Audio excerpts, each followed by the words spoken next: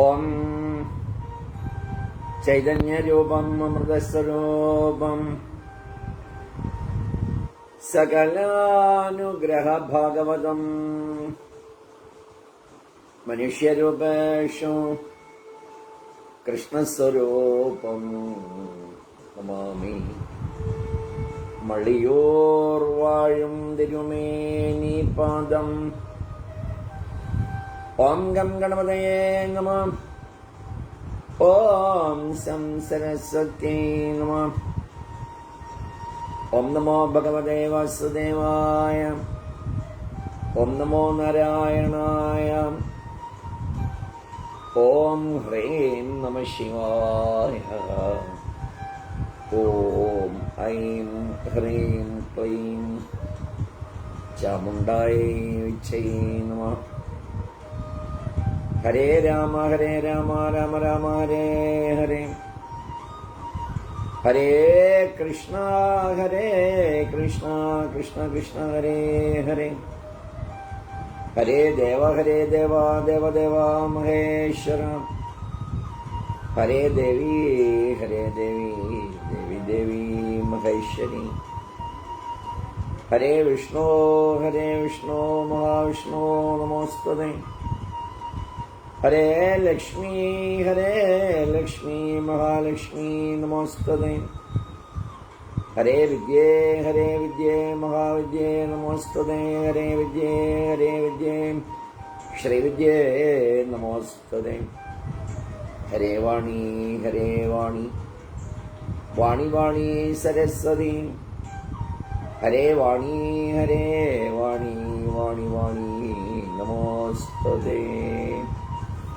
ഓം സഹനോ ഭവതു സഹനോ ഭുനക്തു സഹ വീര്യം കരവാവഹൈ തേജസ്വിനാവധീതമസ്തു മാ വിദ്വിഷാവഹൈ.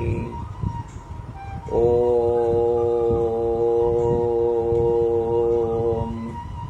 ശാന്തി ശാന്തി ശാന്തി. എല്ലാവർക്കും നമസ്കാരം. ശ്രീ മഹാഭാഗവത കുടുംബ സത്സംഗത്തിന്റെ 340-ാം ദിവസം. ഒരു വർഷത്തിന് ഇനി 25 ദിവസങ്ങൾ കൂടിയാണ് അവശേഷിക്കുന്നത്.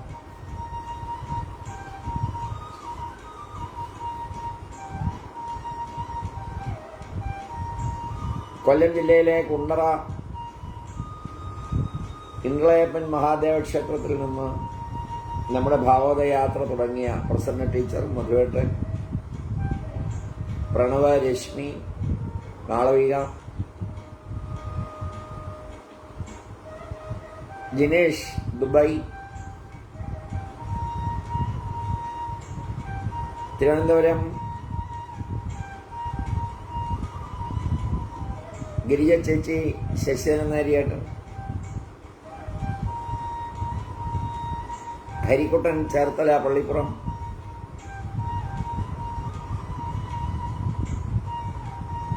കൊല്ലം സുരേഷ് കുമാർ സാറ്, കോന്നി അംബിക സന്തോഷ്, കുമാരി ദേവി ടീച്ചർ കൊല്ലം,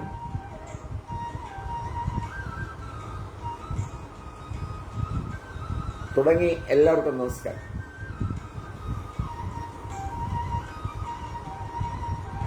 ശ്രീരാമകൃഷ്ണ ഭജനാമൃതം 8-ാം ഭാഗം 7-ാം അധ്യായമാണ് നമ്മൾ ഇന്ന് ആരംഭിക്കുന്നത്. ഭക്തന്മാർ ഈ അവതാര തത്വം നിശബ്ദരായി കേട്ടുകൊണ്ടിരുന്നു. ചിലർ വിചാരിച്ചു, എന്തൊരാശ്ചര്യം, വേദപ്രതിപാദിതമായ അഖണ്ഡ സച്ചിദാനന്ദം, ആര് വാങ്മനസ്സുകൾക്ക് അതീതനെന്ന് വേദം അരുളുന്നു, ആ പരമപുരുഷൻ നമ്മുടെ മുമ്പിൽ 3.5 മുഴം നീളമുള്ള മനുഷ്യനായി വരുന്നു. ഭഗവാൻ ശ്രീരാമകൃഷ്ണൻ അരുളി ചെയ്ത സ്ഥിതിക്ക് തീർച്ചയായും അത് നേരെ ആയിരിക്കണം. അങ്ങനെ അല്ലെങ്കിൽ രാമനാമ ജപത്തിന് രാമരാമ എന്ന് ജപിച്ചപ്പോഴേക്കും ഈ മഹാപുരുഷന് എന്തിന് സമാധി ഉണ്ടാവും? തീർച്ചയായും അദ്ദേഹം ഹൃദയപത്മത്തിൽ ശ്രീരാമസ്വരൂപം കണ്ടിരിക്കുന്നു.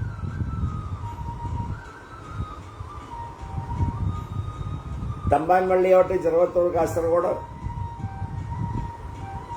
അക്ഷയ് ശ്യാം, കൂനമ്പായിക്കുളം, കൊല്ലം. എല്ലാവർക്കും നമസ്കാരം. അപ്പോഴേക്കും കോൻ നഗരത്തിൽ നിന്നും ഭക്തന്മാർ ചെണ്ടയും കൊയ്ത്താളവും വായിച്ച് സങ്കീർത്തനവും പാടിക്കൊണ്ട് ഉദ്യാനത്തിൽ എത്തിച്ചേർന്നു. മനോമോഹനൻ, അബായി, വേറെ മറ്റ് പലരും നാമസങ്കീർത്തനവും ചെയ്തുകൊണ്ട് ഗുരുദേവന്റെ സമീപം ആ വടക്ക് കിഴക്കെ വരാന്തയിൽ വന്നു ചേർന്നു. ശ്രീരാമകൃഷ്ണദേവൻ പ്രേമോന്മത്തനായി അവരുമൊത്ത് നാമസങ്കീർത്തനം ചെയ്തു. നൃത്തം ചെയ്തുകൊണ്ട് ഇടയ്ക്കിടെ സമാധിയിൽ. അപ്പോൾ സങ്കീർത്തനത്തിനിടയിൽ ചിത്രാർപ്പിത രംഗം പോലെ നിലകൊള്ളും.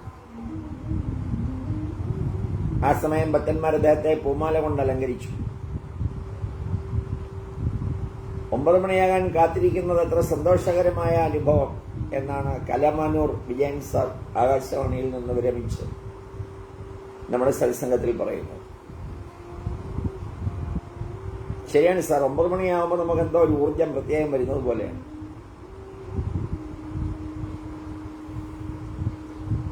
വലിയ വലിയ മുല്ലമാല ശ്രീ ചൈതന്യദേവൻ മുമ്പിൽ നിൽക്കുന്നതായി ഭക്തന്മാർക്ക് തോന്നി. ഗംഭീരമായ ഭാവസമാധിയിൽ അമഗ്നൻ, ഭഗവാൻ അന്തർദശയിൽ. അപ്പോൾ ജഡം പോലെ മരത്തിൽ കൊത്തിവെച്ച പാവമാതിരി ബാഹ്യബോധശൂന്യനായിത്തീരും. ചിലപ്പോൾ അർദ്ധബാഹ്യ ദശയിൽ തത്സമയം പ്രേമാവിഷ്ടനായി നൃത്തം ചെയ്തുകൊണ്ടിരിക്കും. പിന്നെ ചിലപ്പോൾ ശ്രീ ചൈതന്യനെ പോലെ ബാഹ്യദശയിൽ. അപ്പോൾ ഭക്തന്മാരോടുകൂടി സങ്കീർത്തനം ചെയ്യും. ഗുരുദേവൻ സമാധിയിൽ നിലകൊള്ളുന്നു. കഴുത്തിൽ മാല വീണുപോയെങ്കിലോ എന്ന് ഭയന്നൊരു ഭക്തൻ അദ്ദേഹത്തെ താങ്ങിക്കൊണ്ട് നിൽക്കുന്നു. ഭക്തന്മാർ ചുറ്റും നിന്ന് മൃദംഗം വായിച്ച് താളവും പിടിച്ച് കീർത്തനം പാടുന്നു. ഗുരുദേവന്റെ ദൃഷ്ടി നിഷ്പന്ദം. മുഖചന്ദ്രൻ പ്രേമരാഗരസികൻ. അദ്ദേഹം പശ്ചിമാസ്യനായി വർത്തിക്കുന്നു. ഭക്തന്മാർ ഈ ആനന്ദമൂർത്തിയെ വളരെ നേരം ഉറ്റുനോക്കിക്കൊണ്ടിരുന്നു.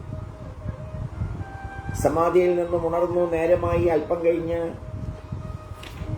കീർത്തനവും നിലച്ചു. ഭക്തന്മാർ ഗുരുദേവനെ ഊണ് കഴിപ്പിക്കാൻ ഉത്സുകരായി. ഗുരുദേവൻ അല്പം വിശ്രമിച്ചു. ഒരു പുത്തൻ മഞ്ഞ മുണ്ടുടുത്ത ചെറു കട്ടിലിൽ ഇരുന്നു. പീതാംബരധാരിയായ മഹാപുരുഷന്റെ ആനന്ദമയവും ജ്യോതിർമയവും ഭക്തചിത്തഹരവുമായ നിസ്തുല രൂപം ഭക്തന്മാർ നോക്കിക്കൊണ്ടിരുന്നു. ദേവദുർലഭവും പവിത്രവുമായ മോഹനമൂർത്തിയെ ദർശനം ചെയ്തിട്ട് കണ്ണുകൾക്ക് തൃപ്തി വന്നില്ല. ഇനിയും കാണണം, ഇനിയും കാണണം, ആ സൗന്ദര്യ സാഗരത്തിൽ മുഴുകണം എന്ന് കൊതി തോന്നുന്നു. ഗുരുദേവൻ ഊണ് കഴിക്കാനിരുന്നു. ഭക്തന്മാരും ആനന്ദത്തോടെ ആഹാരം കഴിച്ചു. ചക്രപുരം രവീന്ദ്രൻ, ചെറുവത്തൂർ, കാസർഗോഡ്. നമസ്കാരം. 8-ാം അധ്യായം. ആഹാരത്തിന് ശേഷം ശ്രീരാമകൃഷ്ണദേവൻ ചെറിയ കട്ടിലിൽ വിശ്രമിച്ചു. മുറിക്കകത്ത് ആൾക്കൂട്ടം പെരുകി. പുറത്തെ വരാന്തകളും ആളുകളെ കൊണ്ട് നിറഞ്ഞു. മുറിക്കകത്ത് ഭക്തന്മാർ തറയിലിരിക്കുന്നു. ഗുരുദേവനെ നിർനിമേഷരായി നോക്കിക്കൊണ്ടിരിക്കുന്നു. കേദാരൻ, സുരേശൻ, രാമൻ, മനോമോഹനൻ, ഗിരീന്ദ്രൻ, രാഘാൽ, ഭവനാഥൻ, മാസ്റ്റർ മുതലായി പലരും മുറിക്കുള്ളിലിരിക്കുന്നു. രാഘാലിന്റെ അച്ഛൻ വന്നിട്ടുണ്ട്. അദ്ദേഹവും മുറിക്കകത്തിരിക്കുന്നു. ഒരു വൈഷ്ണവ ഗോസ്വാമിയും മുറിക്കുള്ളിലുണ്ട്. ഗുരുദേവൻ അദ്ദേഹത്തെ സംബോധന ചെയ്തുകൊണ്ട് സംഭാഷണം ചെയ്യുന്നു. ഗോസ്വാമികളെ കണ്ടാൽ ഗുരുദേവൻ തലകുനിച്ച് പ്രണാമം ചെയ്യാറുണ്ട്. ചിലപ്പോഴൊക്കെ മുമ്പിൽ സാഷ്ടാംഗം നമസ്കരിക്കുകയും ചെയ്യും. ശ്രീരാമകൃഷ്ണദേവൻ ചോദിച്ചു, ആട്ടെ, അങ്ങ് എന്തു പറയുന്നു? ഉപായമെന്താ? ഗോസ്വാമി പറഞ്ഞു, അതോ നാമം കൊണ്ട് സാധിക്കും. കലികാലത്ത് നാമം മഹിമേറിയതാണ്. ശ്രീരാമകൃഷ്ണദേവൻ പറഞ്ഞു, അതെ, നാമത്തിന് വലിയ മഹത്വമുണ്ടെന്നുള്ളത് നേര് തന്നെ. എന്നാൽ അനുരാഗം കൂടാതെ എന്താവും? ഈശ്വരന് വേണ്ടി പ്രാണൻ വിടേണ്ടത് ആവശ്യമാണ്. വെറുതെ നാമം ജപിച്ചുകൊണ്ടിരിക്കുന്നു, എന്നാൽ മനസ്സ് കാമിനി കാഞ്ചനത്തിൽ മുങ്ങിയിരിക്കുന്നു. അതുകൊണ്ട് എന്ത് സാധിക്കും? വെറുതെ മന്ത്രം ഓതിയത് കൊണ്ട് തേളോ ചിലന്തിയോ കടിച്ച നോവ് മാറില്ല. ചാണകം ചുട്ട് പുകയും ഏൽപ്പിക്കണം. ഗോസ്വാമി പറഞ്ഞു, എങ്കിൽ അജാമളന്റെ കഥയോ? അജാമളൻ മഹാഭാവി, അയാൾ ചെയ്യാത്ത പാപമൊന്നുമില്ല. പക്ഷേ മരണസമയത്ത് നാരായണ എന്ന് മകനെ വിളിച്ചതുകൊണ്ട് ഉദ്ധരിക്കപ്പെട്ടു. ശ്രീരാമകൃഷ്ണൻ പറഞ്ഞു, അജാമളൻ പൂർവജന്മത്തിൽ അനേകം സൽക്കർമ്മം ചെയ്തിട്ടുണ്ടായിരിക്കും. ഒരു കാലത്ത് തപസ്സനുഷ്ഠിച്ചിരുന്നു എന്ന് കാണുന്നുണ്ട്. അത് അദ്ദേഹത്തിന്റെ അന്ത്യകാലമായിരുന്നു എന്നും പറയപ്പെടുന്നു. ആനയെ കുളിപ്പിച്ചത് കൊണ്ട് എന്താ കാര്യം? പിന്നെയും മണ്ണും പൊടിയും വാരി മേലിട്ട് പഴയപടിയാവും. എന്നാൽ ആനക്കൊട്ടിലിൽ തളയ്ക്കുന്നതിന് മുൻപ് ആരെങ്കിലും പൊടിയെല്ലാം തട്ടി കുളിപ്പിച്ചു കൊടുത്താൽ അങ്ങനെ ചെയ്താൽ വൃത്തിയായിരിക്കും. നാമജപം കൊണ്ടൊരിക്കൽ ശുദ്ധനാണെന്ന് കരുതുക. പക്ഷേ പിന്നെയും നാനാ പാപങ്ങൾ കൊണ്ട് മലിനനാവുന്നു. മനസ്സിന് ബലമില്ല. ഇനി പാപം ചെയ്യുകയില്ല എന്നൊരു പ്രതിജ്ഞ അയാൾ ചെയ്യുന്നില്ല. ഗംഗാസ്നാനം കൊണ്ട് പാപമൊക്കെ പോകുന്നു. പോയിട്ടോ പാപങ്ങളൊക്കെ ഗംഗയിൽ നിന്ന് കയറി വരുമ്പോൾ ഈ പഴയ പാപങ്ങൾ മരത്തിൽ നിന്ന് അയാളുടെ മേൽ ചാടി വീഴുന്നു, തോളിൽ പിടികൂടുന്നു. എല്ലാവരും ചിരിക്കുന്നു. പണ്ടത്തെ പാപങ്ങളൊക്കെ തോളിൽ കയറി കുത്തിയിരിക്കുന്നു. കുളി കഴിഞ്ഞ് 2 ചുവട് വയ്ക്കുമ്പോഴേക്കും തോളിൽ ചാടി വീണ് കുഴയും. അതുകൊണ്ട് നാമം ജപിക്കുക. അതോടൊപ്പം ഈശ്വരനിൽ അനുരാഗമുണ്ടാകാൻ പ്രാർത്ഥിക്കുക. ധനം, മാനം, ദേഹസുഖം എന്നീ 2 നാളത്തെ വസ്തുക്കളിന്മേലുള്ള ആസക്തി കുറഞ്ഞു വരാൻ പ്രാർത്ഥിക്കുക. ആത്മാർത്ഥതയുണ്ടെങ്കിൽ എല്ലാ മതങ്ങളിൽ കൂടിയും ഈശ്വരനെ പ്രാപിക്കാൻ കഴിയും. വൈഷ്ണവരും ഈശ്വരനെ പ്രാപിക്കും, ശാക്തരും പ്രാപിക്കും, വേദാന്തവാദികളും പ്രാപിക്കും, ബ്രഹ്മജ്ഞാനികളും പ്രാപിക്കും. മാത്രമല്ല മുസ്ലിം, ക്രിസ്ത്യാനി ഇവരും പ്രാപിക്കും. ആത്മാർത്ഥതയുണ്ടെങ്കിൽ എല്ലാവർക്കും കിട്ടും. ചിലരൊക്കെ ലഹള കൂട്ടിക്കൊണ്ടിരിക്കുന്നു. അവർ പറയുന്നു, ഞങ്ങളുടെ ശ്രീകൃഷ്ണനെ ഭജിക്കാതെ ഒന്നും നടക്കില്ല. എന്താ? ഞങ്ങളുടെ അമ്മ കാളിയെ ഭജിച്ചില്ലെങ്കിൽ ഒന്നും സാധിക്കില്ല. ഞങ്ങളുടെ ക്രിസ്തുമതത്തിൽ വിശ്വസിച്ചില്ലെങ്കിൽ രക്ഷയില്ല. ഈ വക ചിന്തയ്ക്ക് മതം എന്നാണ് പേര്. ഇങ്ങനെയുള്ള ചിന്തയ്ക്ക് മതം എന്നാണ് പേര്. അതായത് എന്റെ മതം മാത്രം ശരി, ബാക്കി സകലരുടെയും തെറ്റ് എന്ന ഭാവം. ഈ വിചാരം ചീത്തയാണ്. പല വഴികളിൽ കൂടിയും ഈശ്വരന്റെ അടുക്കൽ പോകാൻ കഴിയും. പിന്നെ ചിലർ പറയുന്നു ഈശ്വരൻ സാകാരൻ, അദ്ദേഹം നിരാകാരനല്ല. അതും പറഞ്ഞ് പിന്നെയും ബഹളം. വൈഷ്ണവർ വേദാന്തികളുമായി കശപിശ കൂടുന്നു. ഈശ്വരനെ സാക്ഷാത്കരിച്ചു കഴിഞ്ഞാൽ പിന്നെ അദ്ദേഹത്തെക്കുറിച്ച് ശരിയായി പറയാം. ഈശ്വരനെ ദർശിച്ചിട്ടുള്ളവർക്ക് അറിയാം അദ്ദേഹം സാകാരനാണ്, അതേസമയം നിരാകാരനുമാണ് എന്ന്. അദ്ദേഹം പിന്നെയും എന്തൊക്കെയാണ്, അതൊന്നും പറയാനാവില്ല. കുറെ കണ്ണു കാണാത്തവർ ഒരു ആനയുടെ അടുക്കൽ ചെന്ന് പെട്ടു. ആ ജന്തുവിന്റെ പേര് ആനയെന്നാണ് എന്നൊരാൾ പറഞ്ഞു കൊടുത്തു. ആന എങ്ങനെ ഇരിക്കുമെന്ന് അവരോട് അന്വേഷിച്ചു. അവർ ആനയുടെ ദേഹം തൊട്ട് നോക്കാൻ തുടങ്ങി. ഒരാൾ പറഞ്ഞു ആന ഒരു തൂണ് പോലെയാണ്. ആ കുരുടൻ ആനയുടെ കാല് തൊട്ട് നോക്കിയിരുന്നു. ആന ഒരു മുറം പോലെയാകുന്നു എന്നൊരാൾ പറഞ്ഞു. അയാൾ ഒരു ചെവിയിൽ കൈ ഓടിച്ചിരുന്നു. അതുപോലെ തുമ്പിക്കൈയോ വയറോ തൊട്ട് നോക്കിയവർ ഓരോ വിധത്തിൽ പറഞ്ഞു. അതുപോലെ ഈശ്വരനെ ആരെത്ര കാണുന്നുവോ അത്രയേ ഉള്ളൂ എന്ന് കരുതുന്നു. ഈശ്വരൻ ഇങ്ങനെയാണ്, വേറൊരു തരത്തിലുമല്ല എന്ന് വിചാരിക്കുന്നു. ഒരാൾ വെളിക്ക് പോയിട്ട് തിരിച്ചു വന്ന് പറഞ്ഞു, പൊന്തയിൽ ഒരു 1-ാം തരം ചുവന്ന ഓന്തിനെ കണ്ടുവരികയാണ് ഞാൻ. വേറെ ഒരുത്തൻ പറഞ്ഞു, നിനക്ക് മുമ്പേ ആ കാട്ടിൽ ഞാൻ പോയിരുന്നു. എങ്ങനെയാണത് ചുവപ്പായത്? അത് പച്ചയാണ്, ഞാൻ എന്റെ കണ്ണുകൊണ്ട് കണ്ടതാണ്. പിന്നൊരുവൻ പറഞ്ഞു, അതോ എനിക്ക് നല്ലപോലെ അറിയാം, നിങ്ങൾക്കൊക്കെ മുമ്പെയാണ് ഞാൻ പോയത്. ആ ഓന്തിനെ ഞാനും കണ്ടിരിക്കുന്നു. അത് ചുവപ്പുമല്ല, പച്ചയുമല്ല, നീലയാണ്, ഞാൻ കണ്ണു തുറന്ന് കണ്ടതാണ്. വേറെ 2 പേരുണ്ടായിരുന്നു. അവർ പറഞ്ഞു മഞ്ഞയാണ്, ചാരനിറമാണ്, അങ്ങനെ പല നിറങ്ങൾ. ഒടുവിൽ ലഹളയായി. ഞാൻ കണ്ടതാണ് ശരി എന്ന് ഓരോരുത്തരും അറിയാം. അവരുടെ ലഹള കണ്ട് എന്താണ് സംഗതി എന്നൊരാൾ അന്വേഷിച്ച് സംഗതികളെല്ലാം കേട്ട് കഴിഞ്ഞപ്പോൾ പറഞ്ഞു, ഞാൻ ആ മരക്കൂട്ടത്തിലാണ് താമസം. അതെന്ത് ജന്തുവാണെന്ന് എനിക്കറിയാം. നിങ്ങൾ ഓരോരുത്തരും പറഞ്ഞത് നേരെയാണ്. ആ ഓന്ത് ചിലപ്പോൾ പച്ചയാണ്, ചിലപ്പോൾ നീലയാണ്, ചിലപ്പോൾ ചാരനിറമാണ്, ചിലപ്പോൾ മഞ്ഞയാണ്. അങ്ങനെ പല നിറങ്ങളും ഉണ്ടാകും. പിന്നെ ചിലപ്പോൾ ഒരു നിറവും ഇല്ലാതെയും കാണാം നിർഗുണം. ശ്രീരാമകൃഷ്ണൻ ഗോസ്വാമിയോട് പറഞ്ഞു, ഈശ്വരൻ സാകാരൻ മാത്രമാണെന്ന് പറഞ്ഞാൽ എന്താവും? അദ്ദേഹം ശ്രീകൃഷ്ണനെ പോലെ മനുഷ്യദേഹമെടുത്ത് വരുമെന്നുള്ളത് വാസ്തവം തന്നെ. നാനാരൂപമെടുത്ത് ഭക്തന്മാർക്ക് ദർശനമരുളുന്നു എന്നതും നേരാണ്. പിന്നെയും അദ്ദേഹം നിരാകാരവും അഖണ്ഡ സച്ചിദാനന്ദവുമാകുന്നു എന്നതും സത്യമാണ്. അദ്ദേഹം സാകാരനെന്നും നിരാകാരനെന്നും ഒന്നും രണ്ടും വേദത്തിൽ പറയുന്നുണ്ട്. സഗുണനെന്നും നിർഗുണനെന്നും പറയുന്നു. അദ്ദേഹം സാകാരനെന്നും നിരാകാരനെന്നും രണ്ടും വേദത്തിൽ പറയുന്നുണ്ട്. സഗുണനെന്നും നിർഗുണനെന്നും പറയുന്നുണ്ട്. എങ്ങനെയെന്നറിയാമോ? സച്ചിദാനന്ദം ഒരു അനന്ത സാഗരമാണ്. തണുപ്പ് കൊണ്ട് കടലിലെ വെള്ളം മഞ്ഞിൻകട്ടയായി പൊങ്ങിക്കിടക്കുന്നു. പല ആകൃതിയിലും മഞ്ഞിൻകട്ട കടലിൽ ഒഴുകി നടക്കുന്നു. അതുപോലെ ഭക്തി ഹിമം കാരണം സച്ചിദാനന്ദ സാഗരത്തില് സാകാരമൂർത്തി ദൃശ്യമാകുന്നു. സാകാരം ഭക്തന് വേണ്ടിയാണ്. എന്നാൽ ജ്ഞാനസൂര്യൻ ഉദിച്ചാൽ മഞ്ഞുരുകി പണ്ടേ പോലെ വീണ്ടും വെള്ളമാകുന്നു. മേലും കീഴും നിറയെ ജലമേ ജലം. അതുകൊണ്ട് ശ്രീമദ് ഭാഗവതത്തിൽ എല്ലായിടത്തും സ്തുതിക്കുന്നു, ഭഗവൻ അവിടുന്ന് സാകാരനാണ്, അവിടുന്ന് തന്നെ നിരാകാരനുമാണ്. ഞങ്ങളുടെ അടുത്തങ്ങ് മനുഷ്യരൂപത്തിൽ ചരിക്കുന്നു. പക്ഷെ അവിടുന്ന് മനോവാക്കുകൾക്ക് അതീതനെന്ന് വേദം വർണ്ണിക്കുന്നു. സത്താമാത്രം നിർവിശേഷം നിരീഹം സത്വം സാക്ഷാത് വിഷ്ണു അധ്യാത്മദീപ എന്നാണ് ഭാഗവതത്തിൽ പറയുന്നത്. ചില ഭക്തന്മാർക്ക് അദ്ദേഹം നിത്യസാകാരനാണല്ലോ എന്ന് പറഞ്ഞേക്കും. മഞ്ഞൊരിക്കലും ഒരുകാത്ത സ്ഥാനങ്ങളുണ്ട്, സ്ഫടികാകൃതിയിൽ കിടക്കും. കേദാരൻ പറഞ്ഞു, അതെ, ശ്രീമദ് ഭാഗവതത്തിലെ വ്യാസൻ 3 തെറ്റുകൾക്ക് ഭഗവാന്റെ അടുക്കൽ ക്ഷമായാചനം ചെയ്യുന്നു. ഒരിടത്ത് പറയുന്നു, ഹേ ഭഗവാൻ, അവിടുന്ന് വാക്കിനും മനസ്സിനും അതീതനാണ്. ഞാനാവട്ടെ അവിടുത്തെ ലീല, അവിടുത്തെ സാകാര രൂപം വർണ്ണിച്ചിരിക്കുന്നു. അതുകൊണ്ട് എൻ്റെ ഈ അപരാധം ക്ഷമിച്ചാലും. ശ്രീരാമകൃഷ്ണൻ പറഞ്ഞു, അതെ, ഈശ്വരൻ സാകാരനാണ്, നിരാകാരനുമാണ്. അതിനും പുറമെ സാകാര നിരാകാരങ്ങൾക്കും അപ്പുറമാണ്.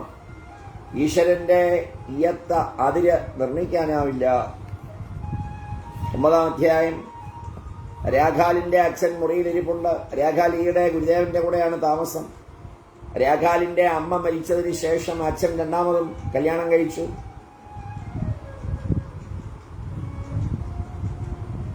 ഭഗവാൻ ഗുരുവായൂരപ്പന്റെ തിരുനടയിൽ വെച്ച് ഈയുള്ളവൻ പറയുന്നത് കേൾക്കാൻ ഭാഗ്യമുണ്ടായി എന്നാണ്. എങ്ങനെയാവോ കുമാരി ദേവി ടീച്ചറെ, എങ്ങനെയാണ് കേട്ടത്? രാഘാലിന്റെ അമ്മ മരിച്ചതിന് ശേഷം അച്ഛൻ 2ാമത് കല്യാണം കഴിച്ചു. രാഘാൽ ഇവിടെ ആയതുകൊണ്ട് അച്ഛൻ ചിലപ്പോഴൊക്കെ വന്നുകൊണ്ടിരിക്കുന്നു. അദ്ദേഹം ഇവിടെ താമസിക്കുന്നതിൽ അച്ഛൻ വലിയ തടസ്സമൊന്നും ഉണ്ടാക്കിയില്ല. അച്ഛൻ പണക്കാരനായ ലൗകിക മനുഷ്യനായതുകൊണ്ട് എല്ലായ്പ്പോഴും കോടതിയും കേസുമാണ്.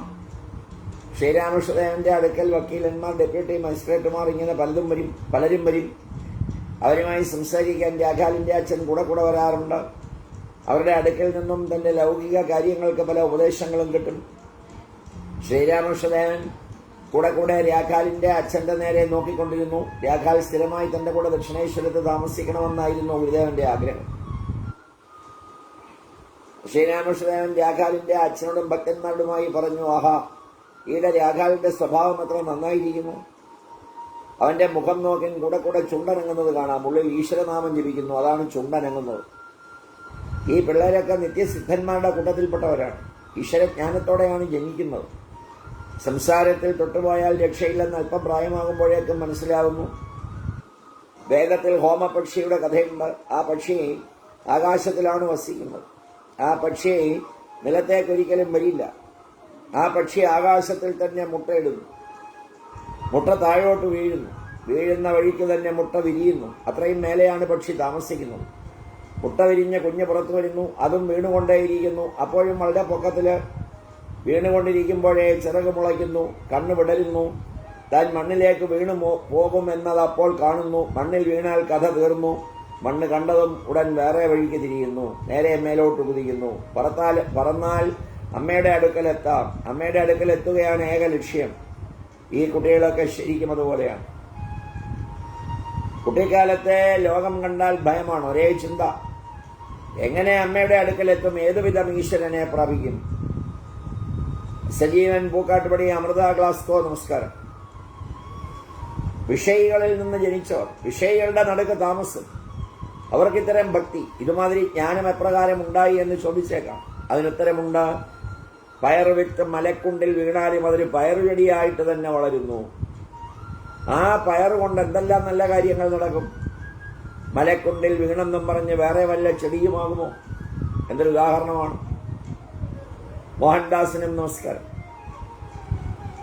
ആഹാലിന്റെ സ്വഭാവം ഇപ്പോൾ എങ്ങനെയായിരിക്കുന്നു? അങ്ങനെയല്ലാതെ വരുമോ? ചേന നന്നെങ്കിൽ മുളയും നന്നായിരിക്കും. എല്ലാവരും ചിരിക്കുന്നു. അച്ഛനെ പോലെ മകനും. മാസ്റ്റർ ഗിരീന്ദ്രനോട് പതുക്കെ പറഞ്ഞു, സാകാര നിരാകാരത്തിന്റെ സംഗതി ഇദ്ദേഹം എങ്ങനെ മനസ്സിലാക്കി തന്നു? വൈഷ്ണവർ സാകാരത്തെ മാത്രമേ സ്വീകരിക്കുന്നുള്ളൂ. ഗിരീന്ദ്രൻ അങ്ങനെയായെന്ന് വരാം. അവർ ഒരിപ്പോക്കന്മാരാണ്. മാസ്റ്റർ പറഞ്ഞു, നിത്യസാകാരം എന്തെന്ന് മനസ്സിലായോ? സ്ഫടികത്തിന്റെ കഥ എനിക്കത് നേരെ മനസ്സിലാക്കാൻ കഴിഞ്ഞില്ല. ശ്രീരാമകൃഷ്ണദേവൻ മാസ്റ്ററോട് പറഞ്ഞു, എന്താ നിങ്ങളവിടെ പെറുപെറുക്കുന്നത്? മാസ്റ്ററും ഗിരീന്ദ്രനും പതുക്കെ ചിരിച്ചും കൊണ്ട് മിണ്ടാതിരുന്നു. വേലക്കാരി വൃന്ദയെ രാമലാലിനോട് പറഞ്ഞു, ഓ രാമലാൽ, ഈ മനുഷ്യന് ആഹാരം കൊടുക്കുക, എനിക്ക് ആഹാരം പിന്നെ തന്നേരെ. ശ്രീരാമകൃഷ്ണൻ പറഞ്ഞു, വൃന്ദയ്ക്ക് ആഹാരം ഇനിയും കൊടുത്തില്ലേ? 10-ാം അധ്യായം. അപരാഹ്നത്തിൽ ഭക്തന്മാർ പഞ്ചവടിയിൽ കീർത്തനം ആരംഭിച്ചു. ശ്രീരാമകൃഷ്ണദേവൻ അവരുടെ കൂടെ കൂടി. ഇന്ന് ഭക്തന്മാരും ഒരുമിച്ച് അമ്മയുടെ തിരുനാമം കീർത്തിച്ച ആനന്ദത്തിലാറാണ്. ശ്യാമതൻ പാദമാം നീലവെണ്ണിൽ മാമക ചിത്തമുയർന്നു പൊങ്ങി, പട്ടം കണക്കതോ പാറിടുമ്പോൾ പെട്ടെന്നു പാപത്തിൻ കാറ്റുതട്ടി, പൊട്ടി തകർന്നു തറയിൽ വീഴാനൊട്ടും അമാന്തമില്ലെന്ന മട്ടായി, മായതൻ ഭാരം പെരുത്ത മൂലമായതുമെല്ല കീഞ്ഞിറങ്ങി, പുത്രകളത്രമിത്രാദിബന്ധസൂത്രം കുരുക്കു പിണഞ്ഞു ചുറ്റി, മാനസപ്പെട്ട മൂലച്ചിലേറ്റ നൂനം ചരടിൻ ചുരുളുപൊട്ടി, മാനസപ്പെട്ട മൂലച്ചിലേറ്റ നൂനം ചരടിൻ ചുരുളുപൊട്ടി, ജ്ഞാനമകുടം തകർന്നുപോയി, ഞാൻ അവിവേകം തുടർന്ന മൂലം, തലയറ്റ പന്നകം തറയിൽ വീണു തുലയുവതെങ്ങനെ കണ്ടിരിക്കും, കീഴോട്ടിറങ്ങി വരുന്നതിനെ മേലോട്ട് പൊക്കുവതെങ്ങനെ ഞാൻ, കീഴോട്ടിറങ്ങി വരുന്നതിനെ മേലോട്ട് പൊക്കുവതെങ്ങനെ ഞാൻ, ഭക്തിതൻ ഭാഷം എനിക്ക് ഭർത്താലൊത്ത പിടിവള്ളിയായിരുന്നു, ശത്രുക്കൾ ആറുപേരർത്തണഞ്ഞിട്ട പിടിവള്ളി അറുത്തെറിഞ്ഞു, ഇന്നിതാ നിൽപ്പതാലംബഹീനം മന്മനസ്സും നിദ്ര ദുഃഖഹീനം, ഇന്നിതാ നിൽപ്പതാലംബഹീനം മന്മനസ്സും നിദ്ര ദുഃഖലീനം, തന്നില വിട്ട് കളി കളിച്ചാൽ ഇന്നിലയാകുമെന്നിന്നറിഞ്ഞു, തന്നില വിട്ടു കളി കളിച്ചാൽ ഇന്നിലയാകുമെന്നിന്നറിഞ്ഞു. പാട്ട് തുടർന്നു. പാട്ടിന്റെ കൂടെ മൃദംഗവും കരതാളവും വായിക്കുന്നുണ്ടായി. ഗുരുദേവൻ ഭക്തന്മാരൊക്കെ നൃത്തം വെച്ചു.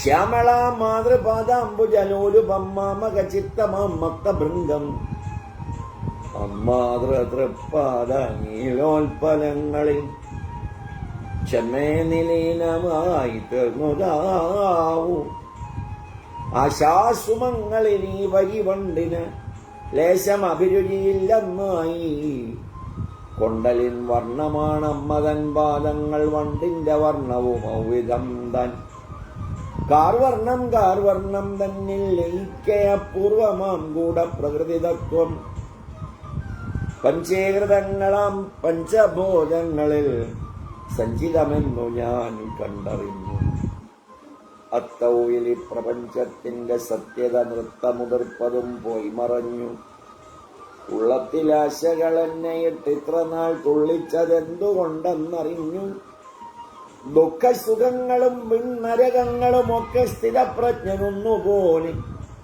വ്യത്യസ്ത ഭാവം വെടിഞ്ഞു താൻ ഈക്ഷിച്ചു നിത്യം രമിച്ചു ഞാൻ നിർവൃതിയിൽ, കീർത്തനം നടക്കുന്നു. ഭക്തന്മാർ പാടി, എന്തൊരത്ഭുത സൃഷ്ടിയായി ദേവി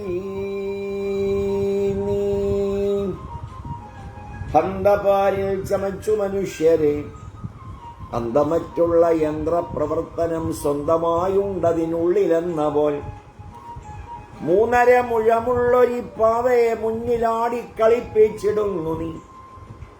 നിൻ ചരട് വലിയൊന്നിനാലതു പുഞ്ചിരിപ്പതും സഞ്ചരിക്കുന്നതും, മന്ദനാമതു ചിന്തിപ്പതെന്നിട്ടും സ്പന്ദനം നിജശക്തി പ്രചോദനം. ഇച്ഛതൊന്നുന്ന മാത്രയിൽ ചെയ്തിടാം ഈ ജഗത്തിങ്കലേറു കാര്യങ്ങളും. രൂപമില്ലാതെ തന്നുള്ളിലെപ്പോഴും വ്യാപരിക്കുന്ന വിശ്വജനനിയാൽ പ്രേരിതമീ പ്രപഞ്ചമെന്നുള്ളതു തേറിടുന്നവൻ പാവയല്ലോർക്കുക. ഭക്തിസൂത്രത്താൽ എപ്പോഴും അമ്പയെ ഹൃത്തിൽ ബന്ധിച്ചു നിർത്തിടാമേവനും. ഭക്തിസൂത്രത്താൽ എപ്പോഴും അമ്മയെ ഹൃത്തിൽ ബന്ധിച്ചു നിർത്തിടാമേവനും. ഇന്ന് നവമിയാണ്, ഞായറാഴ്ചയാണ്. രാവിലെ രോഹിണിയും പിന്നീട് മകേരവുമായിരുന്നു. ഒരിക്കലും മറക്കരുത് ഈ 2 വരി. ഭക്തിസ്തോത്രത്താൽ എപ്പോഴും അമ്മയെ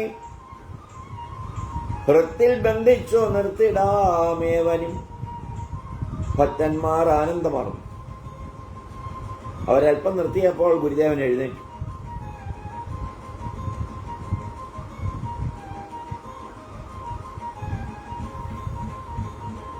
ആശയോടെ അനേകം ഭക്തന്മാർ ഇപ്പോഴും മുറിയിൽ. ശ്രീരാമകൃഷ്ണദേവൻ പഞ്ചവടിയിൽ നിന്നും തെക്കോട്ട് സ്വന്തം മുറിയിലേക്ക് പുറപ്പെട്ടു. കൂടെ മാസ്റ്റർ ഇലഞ്ഞി ചുവട്ടിലെത്തിയപ്പോൾ ത്രൈലോക്യനെ കണ്ടു. അദ്ദേഹം പ്രണാമം ചെയ്തു. ത്രൈലോക്യനോട് ശ്രീരാമകൃഷ്ണദേവൻ പറഞ്ഞു, പഞ്ചവടിയിൽ അവർ പാടുന്നു, ഒന്ന് പോയി നോക്കരുതോ? ത്രൈലോക്യൻ ചോദിച്ചു, ഞാൻ പോയിട്ട് എന്ത് ചെയ്യാനാണ്? ശ്രീരാമകൃഷ്ണദേവൻ പറഞ്ഞു, എന്താ ഒക്കെ നേരെ ഒന്ന് കാണാം. ത്രൈലോക്യൻ പറഞ്ഞു, ഒരിക്കൽ കണ്ടിട്ടാണ് വരുന്നത്. ശ്രീരാമകൃഷ്ണദേവൻ പറഞ്ഞു, ശരി, കൊള്ളാം, ഭേഷ്. 11-ാം അധ്യായം. ഏതാണ്ട് 5:30-6 മണിയായി. ഗുരുദേവൻ ഭക്തന്മാരും ഒരുമിച്ച് തന്റെ മുറിയുടെ തെക്ക് കിഴക്കേ വരാന്തയിലിരിക്കുന്നു. ഭക്തന്മാരെ നോക്കുന്നു. ശ്രീരാമകൃഷ്ണദേവൻ കേദാരാടി ഭക്തന്മാരോട് പറഞ്ഞു, സംസാരം ത്യജിച്ച സാധു. അദ്ദേഹം ഹരിനാമം കീർത്തിക്കുമെന്നുള്ളത് തീർച്ച. അത് സ്വാഭാവികം മാത്രമാണ്. അദ്ദേഹത്തിന് വേറെ വേലയൊന്നുമില്ല. അദ്ദേഹം ഈശ്വരധ്യാനം ചെയ്യുന്നെങ്കിൽ അത് ആശ്ചര്യകരമല്ല. പ്രത്യേക ആ മനുഷ്യൻ ഈശ്വരധ്യാനം ചെയ്തില്ലെങ്കിൽ, ഹരിനാമം കീർത്തിച്ചില്ലെങ്കിൽ അയാളെ സകലരും നിന്ദിക്കുന്നതായിരിക്കും. ലൗകിക മനുഷ്യൻ ഹരിനാമകീർത്തനം ചെയ്യുന്നെങ്കിൽ അതൊരു മഹാകാര്യമാണ്. ജനക മഹാരാജാവിനെ നോക്കൂ, ബഹുധീരനാണ്. അദ്ദേഹം 2 വാളുകൊണ്ട് പയറ്റി. ഒന്ന് ജ്ഞാനത്തിന്റെയും ഒന്ന് കർമ്മത്തിന്റെയും. ഒരു വശത്തെ പൂർണ്ണമായ ബ്രഹ്മജ്ഞാനം, മറ്റൊരു വശത്തെ ലൗകിക കർമ്മങ്ങൾ. ഒരു ദുർനടപടിക്കാരിയായ സ്ത്രീ വീട്ടിലെ സർവ്വകാര്യങ്ങളും വളരെ കൃത്യമായി ചെയ്യുന്നു. എന്നാൽ ഏതു നേരവും ജാരനെ കുറിച്ച് വിചാരിക്കുകയും ചെയ്യും. സർവദാ സാധു സംഘം അത്യാവശ്യം. സാധു ഒരുവനെ ഈശ്വരനുമായി പരിചയപ്പെടുത്തി കൊടുക്കുന്നു.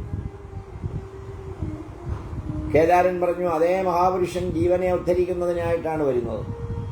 പ്രസന്ന നായർ നമസ്കാരം. ശ്യാമേട്ടൻ നമസ്കാരം. ഒരു റെയിൽവേ എഞ്ചിൻ പിന്നാലെ എത്രയോ വണ്ടികൾ വലിച്ചു കൊണ്ടുപോകും. അതുപോലെ അഥവാ അനേകം ആളുകളുടെ ദാഹം ശമിപ്പിക്കുന്ന പുഴയോ പൊയ്കയോ പോലെയാണത്.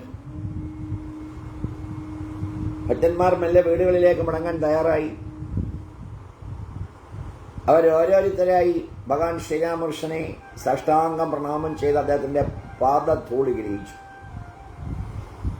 ഭവനാഥനെ കണ്ട ഗുരുദേവൻ അരുളി, നീ ഇന്ന് പോകണ്ട.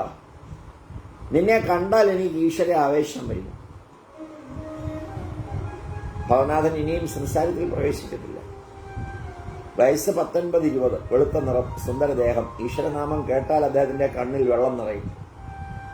ഗുരുദേവൻ അദ്ദേഹത്തെ സാക്ഷാൽ നാരായണനായി കാണുന്നു. 12-ാം അധ്യായം 1883 മാർച്ച് 29 വ്യാഴാഴ്ച. ദക്ഷിണേശ്വരൻ കാളീക്ഷേത്രത്തിൽ ശ്രീ അമൃതൻ, ശ്രീ ത്രൈലോക്യൻ മുതലായ ബ്രഹ്മഭക്തന്മാരുമായുള്ള സംഭാഷണം. പാൽക്കുടത്തിലെ കറുത്തപക്ഷത്തിലെ പഞ്ചമി തിഥി ചൈത്രമാസം 16-ാം തീയതി. ഉച്ചയ്ക്ക് ഊണ് കഴിഞ്ഞ് ഗുരുദേവൻ അല്പം വിശ്രമിച്ചു. ദക്ഷിണേശ്വരൻ കാളി കോവിലിലെ മുമ്പറഞ്ഞ മുറി. പടിഞ്ഞാറ് വശത്ത് മുന്നിൽ ഗംഗ. ചൈത്രമാസത്തിലെ ഗംഗ. 2 മണിക്ക് വേലിയേറ്റം ആരംഭിച്ചിരിക്കുന്നു. ഭക്തന്മാർ ചിലരൊക്കെ വന്നിരിക്കുന്നു. അക്കൂട്ടത്തിൽ ശ്രീ അമൃതനും ഗാനഗോകുലം ശ്രീ ത്രൈലോക്യനുമുണ്ട്. അദ്ദേഹം കേശവന്റെ ബ്രഹ്മസമാജത്തിൽ ഭഗവത് ലീലാഗുണങ്ങൾ കീർത്തിച്ച് എത്രയോ തവണ ആബാലവൃദ്ധൻ ജനങ്ങളുടെ മനസ്സിനെ അപഹരിച്ചിരിക്കുന്നു. രാഖാലിന് സുഖക്കേട് പിടിച്ചു. ഇക്കാര്യം ഗുരുദേവൻ ഭക്തന്മാരോട് പറഞ്ഞു. ഇത് കണ്ടോ, രാഖാലിന് സുഖക്കേട് പിടിച്ചു. സോഡ കുടിച്ചാൽ സുഖം കിട്ടുമോ? എന്താ വേണ്ടത് എന്റെ അപ്പ? രാഖാൽ, നീ ജഗന്നാഥത്തെ പ്രസാദം കഴിയുക.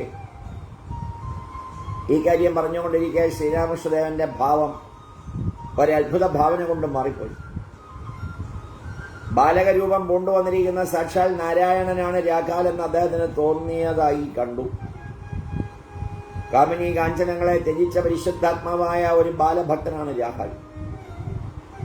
ഈശ്വര പ്രേമത്താൽ രാപ്പകൽ മത്തനായ ശ്രീരാമകൃഷ്ണദേവന്റെ പ്രേമദൃഷ്ടിയിൽ താനെ വാത്സല്യഭാവം അങ്കുരിച്ചു. പരമഹംസദേവൻ ഈ രാഖാല ബാലനെ വാത്സല്യത്തോടെ വീക്ഷിച്ചുകൊണ്ട് സ്നേഹപൂർവം ഗോവിന്ദ ഗോവിന്ദ എന്നുച്ചരിച്ചുകൊണ്ടിരുന്നു.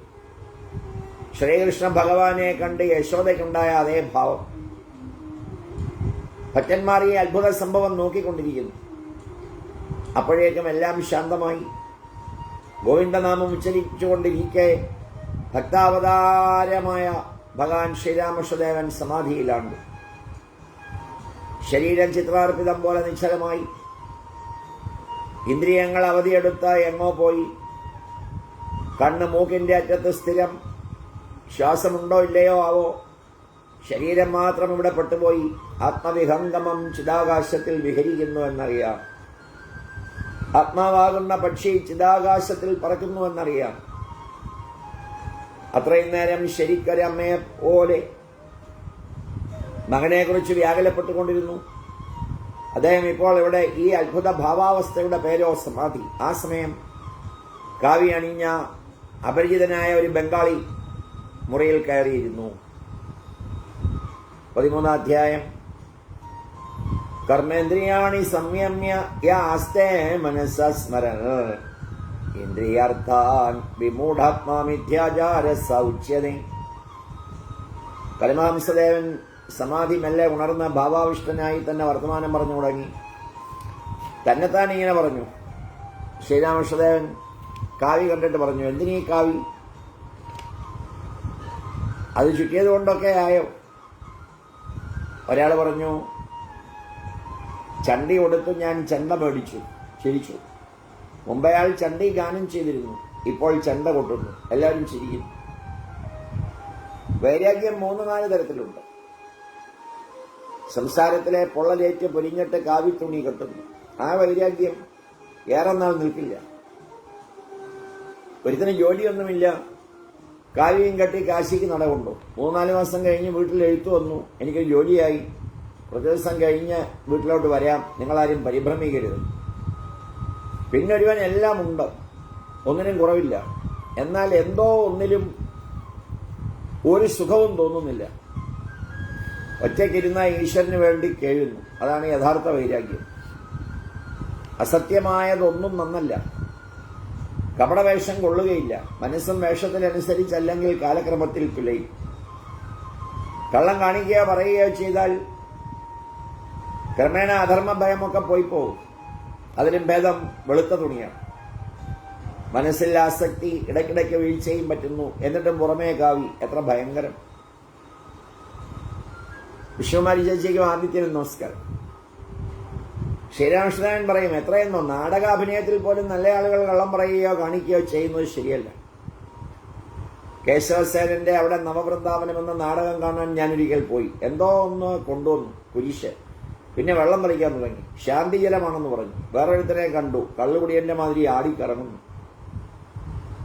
ഒരു ഭക്തൻ പറഞ്ഞു, ബാബു.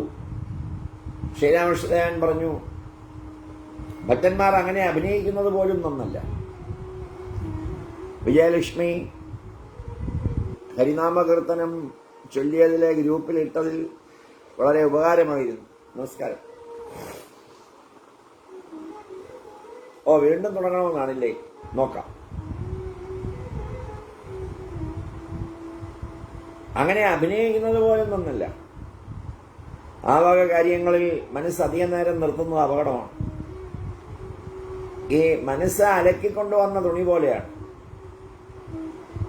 ഏത് ചായം മുക്കുന്നുവോ ആ നിറം പിടിക്കും. കപടതയിൽ ഏറെ നേരം ഇട്ട് വെച്ചിരുന്നാൽ കാപട്യത്തിന്റെ കറകയറും.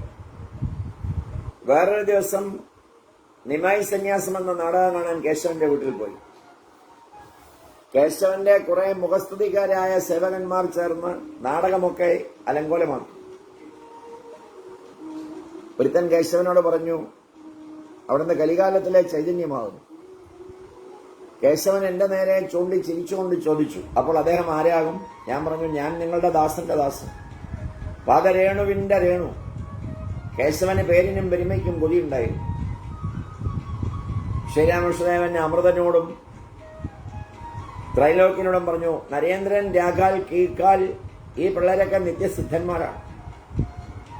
ജന്മം തോറും അവർ ഈശ്വര ഭക്തന്മാരാണ്. പലരും വലിയ തപസ്സും സാധനയും ചെയ്ത് അല്പം ഭക്തി സമ്പാദിക്കും. എന്നാൽ ഇവർക്ക് പിറക്കുമ്പോൾ മുതൽ ഈശ്വരഭക്തിയുണ്ട്. അവർ സ്വയംഭൂ ലിംഗം പോലെയാണ്, അല്ലാതെ കൊത്തി ഉണ്ടാക്കിയതല്ല. നിത്യസിദ്ധന്മാർ ഒരു വർഗം വേറെ. എല്ലാ പക്ഷികളുടെയും കൊക്ക് വളഞ്ഞിട്ടല്ല. ഇവരൊരിക്കലും സംസാര ആസക്തന്മാരാകുന്നില്ല. പ്രഹ്ലാദനെ പോലെയാണ്. സാധാരണ ജനങ്ങൾ സാധന ചെയ്യുന്നു, ഈശ്വരനിൽ ഭക്തിയും പുലർത്തുന്നു. എന്നാൽ അവർ സംസാരത്തിൽ ആസക്തരാകുന്നു, കാമിനി കാഞ്ചനത്തിലെ മോഹിതരാകുന്നു. ഈച്ച പൂവിലും പലഹാരത്തിലും ഇരിക്കും, പിന്നെ ചെന്ന് മലത്തിലും ഇരിക്കും. അത് കേട്ടപ്പോൾ എല്ലാവരും സ്തംഭിച്ചിരുന്നു പോയി. ഈച്ച പൂവിലിരിക്കും, പലഹാരത്തിലിരിക്കും. അങ്ങനെ പൂവിലും പലഹാരത്തിലും ഇരുന്ന ഈച്ച പോയി മലത്തിലും ഇരിക്കും. നിത്യസിദ്ധന്മാർ തേനീച്ചയെ പോലെയാണ്. പൂവിൽ മാത്രമിരുന്ന തേൻ നുകരും. നിത്യസിദ്ധന്മാർ ഹരിരസം പാനം ചെയ്യും. വിഷയരസത്തിന്റെ സമീപം അവർ പോയില്ല. വണ്ട് മലത്തിൽ പോയില്ലല്ലോ. വണ്ട് പഴിപ്പും ചോരയും കിളക്കുന്നിടത്ത് പോകില്ലല്ലോ. നമ്മൾ സ്ഥിരം ഒന്ന് നമ്മുടെ സത്സംഗത്തിൽ പറയുമായിരുന്നല്ലോ, വിശന്ന് വലഞ്ഞാലും വണ്ട ആരാമം നോക്കിയേ പറക്കൂ, ആരാമത്തിലെ പുഷ്പത്തിലേ ഇരിക്കൂ, തേനെ കുടിക്കൂ. നിത്യസിദ്ധന്മാർ തേനീച്ചയെ പോലെയാണ്. പൂവിൽ മാത്രമിരുന്ന തേൻ നുകരും. നിത്യസിദ്ധന്മാർ ഹരിരസം പാനം ചെയ്യുന്നു. വിഷയരസത്തിന്റെ സമീപം അവർ പോയില്ല. അവരുടെ ഭക്തി തീവ്ര സാധന കൊണ്ട് കിട്ടുന്ന ഭക്തിയല്ല. ഇത്ര നേരം ജപിക്കണം, ഇത്ര നേരം ധ്യാനിക്കണം, ഈ വിധത്തിൽ പൂജിക്കണം, ഇതെല്ലാം വിധിപരമായ ഭക്തിയാണ്. നെൽപ്പാടം കടക്കാൻ വരമ്പിൽ കൂടി വളഞ്ഞു തിരിഞ്ഞു പോകും പോലെ, അഥവാ അടുത്തുള്ള ഒരു ഗ്രാമത്തിൽ വളഞ്ഞ പുഴയിൽ കൂടി വഞ്ചിയിൽ വളഞ്ഞു പുളഞ്ഞു ചെന്നെത്തും പോലെ രാഗഭക്തി, പ്രേമഭക്തി ഉണ്ടാകുമ്പോൾ, ഈശ്വരനെ സ്വന്തം പോലെ സ്നേഹിക്കുമ്പോൾ പിന്നെ വിധി നിയമങ്ങളൊന്നും നിൽക്കില്ല. അപ്പോൾ കൊയ്ത്ത് കഴിഞ്ഞ വയലിൽ കൂടി പോകും പോലെയാണ്. വരമ്പിൽ കൂടി ഒന്നും പോകേണ്ടതില്ല, നേരെ ഒറ്റ വഴിക്ക് പോയാൽ കഴിഞ്ഞു. വെള്ളപ്പൊക്കം വരുമ്പോൾ വളഞ്ഞ പുഴയിൽ കൂടി തിരിഞ്ഞു മറിഞ്ഞു പോകേണ്ടതില്ല. അപ്പോൾ വയലിലെല്ലാം ഒരു കഴുക്കോൽപ്പാട് വെള്ളം കാണും, നേരെ വഞ്ചി വിട്ടാൽ മതി. ഈ രാഗഭക്തി, ഈ അനുരാഗം, ഈ പ്രേമം ഉദിക്കാതെ ഈശ്വര ദർശനം സാധ്യമല്ല. അമൃതൻ ചോദിച്ചു, മഹാശയ, സമാധി അവസ്ഥയിൽ അങ്ങേക്ക് എന്ത് ബോധമാണുള്ളത്? ശ്രീരാമകൃഷ്ണദേവൻ പറഞ്ഞു, പച്ചിലപ്പുഴു വേട്ടാവളിയനെ വിചാരിച്ച് വേട്ടാവളിയനായിത്തീരും എന്ന് കേട്ടിട്ടില്ലേ? എങ്ങനെയെന്നറിയാമോ? കുടത്തിലെ മീനിനെ ഗംഗയിൽ തുറന്നുവിട്ടതുപോലെ. അമൃതൻ അഹം അല്പം പോലും കാണില്ലേ? ശ്രീരാമകൃഷ്ണദേവൻ പറഞ്ഞു,